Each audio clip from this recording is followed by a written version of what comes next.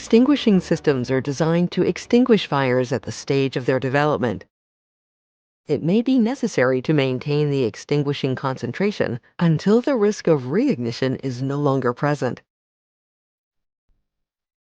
A gas fire extinguishing system consists of several components: a pilot gas container, and the extinguishing gas containers with extinguishing gas stored under pressure, as well as manual release devices.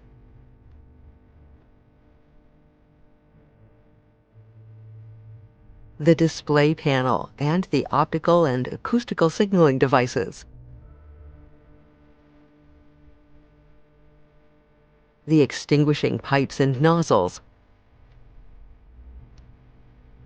The components of the fire detection and alarm system are located in the protected area of the system and are connected to the electrical control device via a loop line.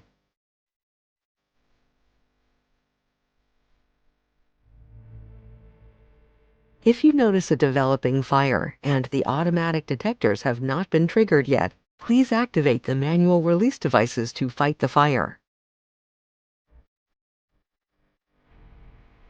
In the event of a developing fire, even the smallest smoke particles should be aspirated by the aspiration pipe system and fed to the Titanus aspirating smoke detector so that a fire can be detected at an early stage. With the first alarm signal, an acoustic alarm signal is automatically emitted.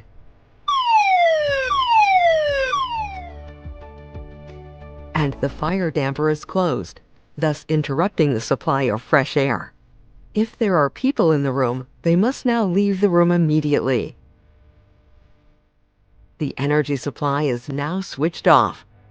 If there is further smoke development, the smoke is detected by the automatic fire detectors, and a second alarm is triggered. The imminent start of fire extinguishing measures is indicated on the display panel and by a flashing light. The extinguishing control panel now initiates the extinguishing process. Pilot gas from the pilot gas container is forwarded to the pneumatic alarm and triggers it. At this point at the latest, a loud signal makes it clear to all people that they must leave the room. At the same time, the pilot gas reaches the pneumatic delay device, which delays the extinguishing process by the time determined for the specific project, so that people who are still in the room leave it now. The control pressure then reaches the extinguishing gas containers and triggers them. The extinguishing gas is introduced into the protected area through the extinguishing pipes and distributed through the nozzles. And the extinguishing gas concentration effective for extinguishing is built up inside the room. Pressure relief flaps open to the outside, and the resulting overpressure is discharged away from the extinguishing area. When the extinguishing gas flow ends, the pressure relief flaps close again. In order to prevent possible reignitions, the extinguishing gas is kept in the room for a defined period of time. The room must remain closed until the fire department arrives.